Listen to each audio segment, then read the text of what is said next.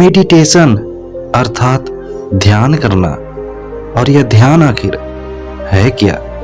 Meditation एक ऐसा शब्द है जिसे आधुनिक काल में लोगों द्वारा अपनी सुविधा अनुसार इसके अर्थ को बदल दिया है।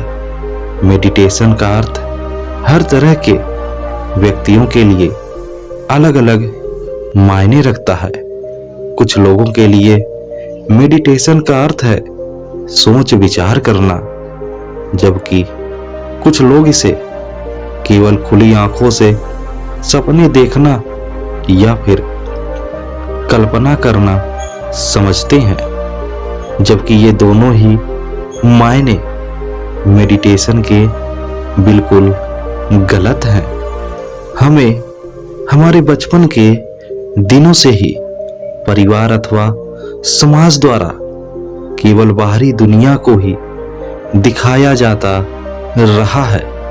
हमें कभी यह नहीं बताया जाता कि हम हमारे मन के भीतर कैसे देखें। और यही कारण है कि हम अक्सर देश दुनिया और अपने समाज से तो परिचित होते हैं, लेकिन कहीं न कहीं अपने आप से ही अछूते हो जाते हैं, जिसके कारण हमें हमारे ताकतों का अंदाजा तक नहीं होता।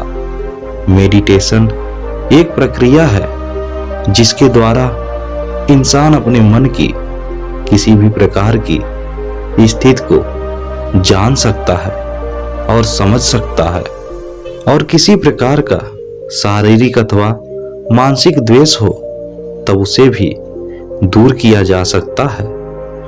आइए इसे और भी अच्छे तरीके से समझते हैं एक बौद्ध भिक्षु की कहानी से। लेकिन दोस्तों, उससे पहले आपसे रिक्वेस्ट है कि इस वीडियो को लास्ट तक जरूर देखें। आपको इस वीडियो में ये तो पता चलेगा ही कि मेडिटेशन क्या है, उसके साथ साथ हम इस वीडियो में ये भी जानेंगे कि इसे करते कैसे हैं और इसके क्या क्या फायदे होते हैं और नुकसान क्या होता है। इससे पहले कि आप इस कहानी में खो जाएं, इस वीडियो को एक लाइक और एक प्यारा सा कमेंट और हमारे इस चैनल को सब्सक्राइब करके नोटिफिकेशन जरूर ऑन कर लें। तो चलिए कहानी को शुरू करते हैं। प्राचीन समय की बात है। एक राजा ने अपने महल में एक बौद्ध भिक्षु को बुलाया। राजा ने भिक्षु से पूछा कि अगर मैं आपसे कुछ मांगूं तो क्या आप मुझे वो देंगे? बौद्ध भिक्षु ने कहा कि महाराज, आपको क्या चाहिए? राजा ने बौद्ध भिक्षु से कहा कि आप मुझे अपना भिक्षा मांगने वाला पात्र दे सकते हैं।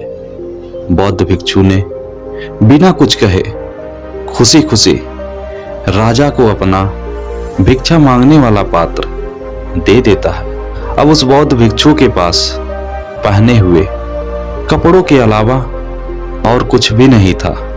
राजा ने बौद्ध भिक्षु की दरिया दिली से खुश होकर उसे एक बड़ा सोने का कटोरा दे दिया जो हीरे मोतियों से जड़ित था। बौद्ध भिक्षु ने कटोरा हाथ में लिया और जंगल में अपनी कुटिया की तरफ चल दिया। वह जिस रास्ते से जा रहे थे वहां पर उनको एक चोर ने देखा। चोर ने देखा कि बौद्ध भिक्षु के हाथ में एक सोने का कटोरा है। चोर उस सोने के कटोरे का लालच करके बौद्ध भिक्षु के पीछे पीछे चल दिया। बौद्ध भिक्षु को पता चल गया था कि एक चोर कटोरे के लालच में उनके पीछे पीछे आ रहा है। बौद्ध भिक्षु ने सोचा कि इस सोने के कटोरे की वजह से मेरी मानसिक शांति भंग हो सकती है। इसलिए उसने सोचा कि चोर इस कटोरे को हासिल करने के लिए बहुत परेशान करेगा। क्यों ना मैं खुद ही सोने के कटोरे को चोर को दे दूं। यह बात सोचकर बौद्ध भिक्षु जब अपनी कुटिया के पास पहुंचे तो उन्होंने खुद ही सोने के कटोरे को बाहर गिरा दिया और खुद कुटिया के अंदर चले गए।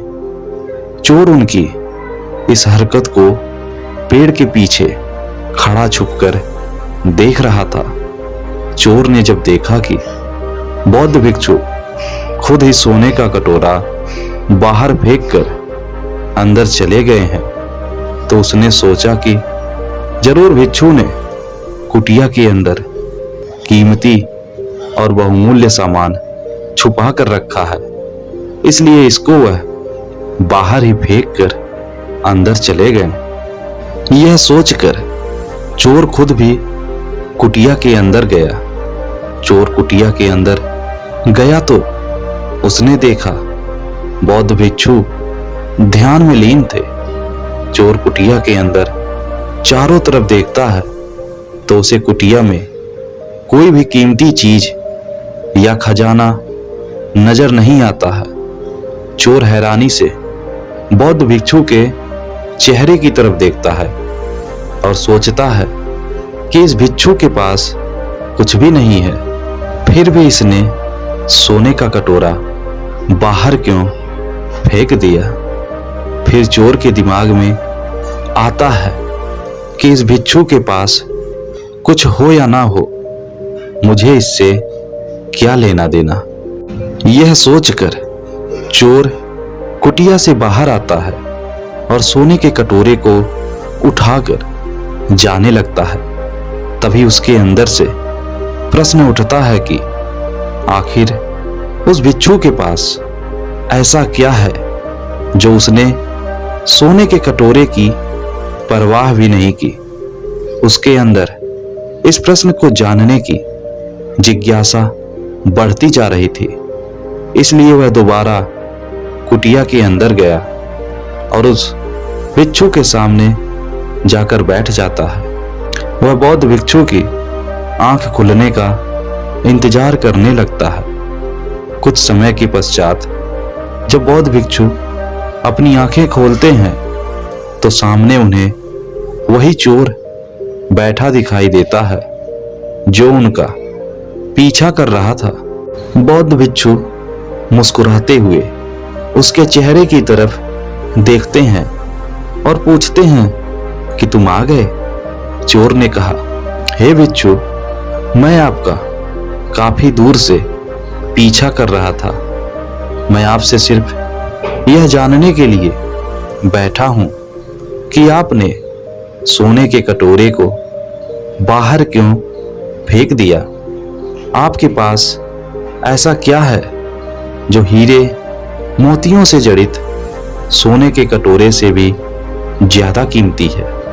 चोर की बात सुनकर बौद्ध भिक्षु मुस्कुराते हुए बोले, मेरे दोस्त, मेरे पास एक ऐसा खजाना है जिसे तुम देख नहीं सकते।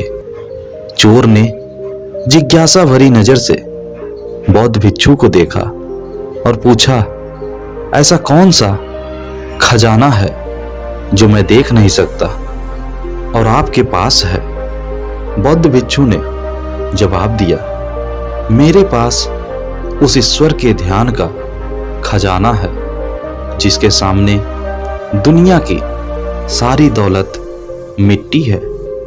बौद्ध भिक्षु की बात सुनकर चोर उनके पैर पकड़कर क्षमा मांगने लगता है। चोर ने कहा, मैं एक लुटेरा हूं और आपको लूटने के उद्देश्य से ही आया था, लेकिन आप तो एक महान संत निकले। आपसे मुझे इस दुनिया की कोई भी धन दौलत नहीं चाहिए। क्या आप मुझे ईश्वर के ध्यान के बारे में कुछ बता सकते हैं ताकि मैं भी आपकी तरह शांति प्राप्त कर सकूं।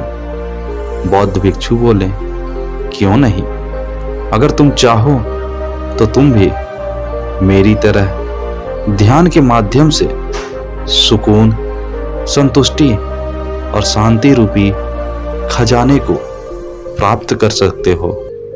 इसके लिए तुम्हें ध्यान लगाना सीखना होगा। ध्यान में बहुत ताकत होती है। ध्यान ऊर्जा को स्थानांतरित करके मन को शांत और स्थिर करता है। ध्यान विचारों को खत्म करके लालसा को खत्म करता है। जब अंदर लालसा नहीं रहती तो मन में बेवजह के विचार खत्म हो जाते हैं। मन को परम आनंद और शांति प्राप्त होती है और मन अद्भुत सुकून का एहसास कर जीवन का आनंद लेता है।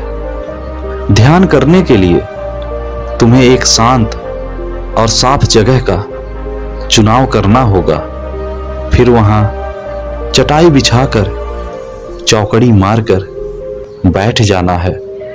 तुम्हें अपनी रीढ़ की हड्डी बिल्कुल सीधी रखनी होगी, आंखें बंद करनी होगी और गहरी सांस लेनी होगी।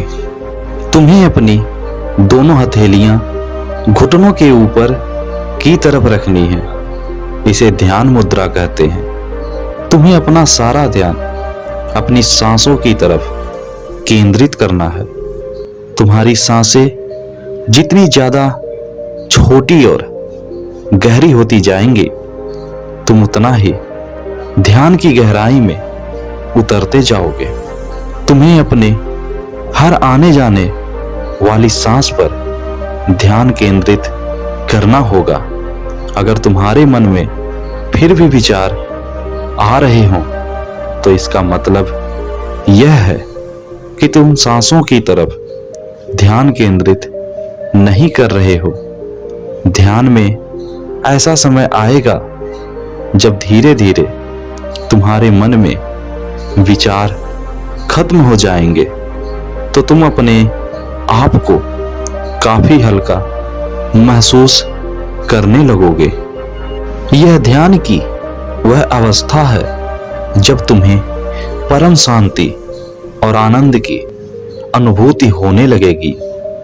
यह ध्यान की परम अवस्था है। ध्यान की यह अवस्था तुम्हें 1 या 2 दिन में प्राप्त नहीं होगी, बल्कि इसका अभ्यास तुम्हें रोज करना होगा। चोर ने अब चोरी डकैती छोड़कर रोज ध्यान लगाना शुरू कर दिया और चोर को कुछ ही दिनों में अपने आप में काफी फर्क नजर आया।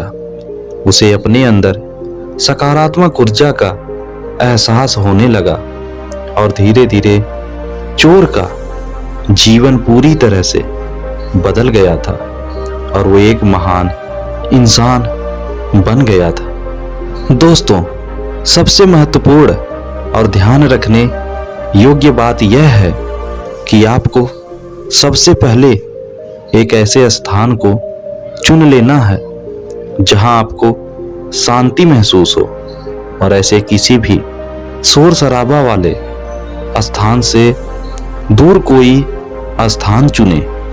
अपने ध्यान स्थान के आसपास मोबाइल, टेलीविजन या फिर किसी दूसरे शोर शराबा और आपके ध्यान को भंग करने वाले वस्तुओं को इस स्थान से दूर रखें।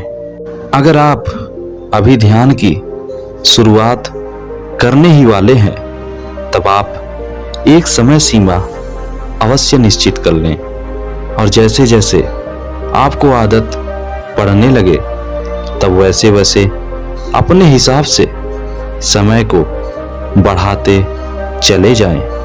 अपने शरीर पर ध्यान देते हुए आराम की अवस्था में बैठे रहें। आप अपनी सुविधा अनुसार जमीन पर अथवा किसी कुर्सी या फिर बेड पर पैरों को मोड़कर बैठें और इस प्रकार बैठें कि आप इस अवस्था में लंबे समय तक बैठे रह पाएं। अपनी सांस लेने की प्रक्रिया पर ध्यान दें। जोर से गहरी सांस लेने की कोशिश करें और फिर एक बार में सांस न छोड़ते हुए धीरे धीरे अपनी सांसों को छोड़ें और अपने द्वारा लिए गए प्रत्येक सांस को ध्यानपूर्वक महसूस करने की कोशिश करें। तब आपको इसके फायदे महसूस होने लगेंगे। तो आइए जानते हैं मेडिटेशन यानी ध्यान करने से क्या क्या फायदे होते हैं। पहला है तनाव कम करना। ज्यादातर लोग मेडिटेशन की शुरुआत अपने मानसिक तनाव को कम करने के लिए करते हैं। दूसरा, आपकी चिंता को नियंत्रण रखने में यह काफी मददगार साबित होता है। तीसरा, अपने भावनात्मक स्वास्थ्य को यह मजबूत करता है। चौथा, यह आपको आत्म जागरूक बनाने में आपकी मदद करता है। पांचवा, यह आपके ध्यान केंद्रित करने की शक्ति को मजबूत करता है। छठा, यह हमारी याददाश्त कम होने वाली बीमारी को भी कम करता है। सातवां, यह आपके विचारों को सकारात्मक बनाता है और साथ ही आपके भीतर दयालुता उत्पन्न करता है। आठवां, किसी भी प्रकार लत को छुड़ाने में आपकी मदद करता है। नौवां, जहां दुनिया की आधा से अधिक जनसंख्या सोने से जुड़ी बीमारी का सामना कर रहा है, वहीं यह आपको इस प्रकार की समस्या से राहत दिलाता है। 10वां, रक्तचाप को नियंत्रण में कर आपके सेहत को मजबूत बनाता है। 11वां, आपके शरीर में रोग प्रतिरोधक क्षमता को बढ़ाता है। दोस्तों, आप सब भी ये बातें जानते हैं। जिससे कुछ फायदा होता है उसके कुछ नुकसान भी जरूर होते हैं। तो आइए जानते हैं इसके नुकसान के बारे में। दोस्तों, जब आप पहली बार मेडिटेशन करने की शुरुआत करते हैं और अपने प्रतिदिन की जीवन शैली में इसे शामिल करते हैं, तब आपकी यह कोशिश होती है कि कम से कम समय में अधिक से अधिक फायदा आपको मिले, लेकिन ऐसा कुछ नहीं होता है। आप इस चक्कर में कहीं न कहीं अपने शरीर को नुकसान पहुंचाते हैं, क्योंकि आपका शरीर अचानक से आपके अनुसार किसी भी अवस्था में नहीं ढल सकता है। शुरुआती दिनों में कुछ समय जरूर ले सकता है। एक अध्ययन में यह भी पाया गया है कि शुरुआती दिनों में मेडिटेशन आपको परेशान करने वाली भावना को जन्म देती है, जिसे संभालना थोड़ा मुश्किल होता है। कुछ अध्ययनों में यह भी पाया गया है कि मेडिटेशन मानसिक संबंधी कुछ बीमारी जैसे अवसाद अथवा चिंतन के शुरुआती लक्षणों को भी और गंभीर कर सकता है। लेकिन अगर इसे नियम और सावधानी से करें तो हमें नुकसान नहीं होगा, बल्कि फायदा जरूर होगा। तो दोस्तों, हमने इस वीडियो में जाना कि मेडिटेशन क्या है, इसे कैसे करते हैं, इसके फायदे क्या हैं और इससे किस तरह का नुकसान पहुंच सकता है। उम्मीद है इस वीडियो में बताई गई जानकारी आपके लिए अवश्य हेल्पफुल होगा। तो दोस्तों, इस वीडियो को एक लाइक और इस वीडियो को अपने यार दोस्तों के साथ और अपने परिवार वालों के साथ शेयर अवश्य करें। और यह वीडियो आपको कैसी लगी हमें कमेंट में जरूर बताएं और हमारे इस चैनल को सब्सक्राइब करना ना भूलें। वीडियो अंत तक देखने के लिए दिल से आपका धन्यवाद।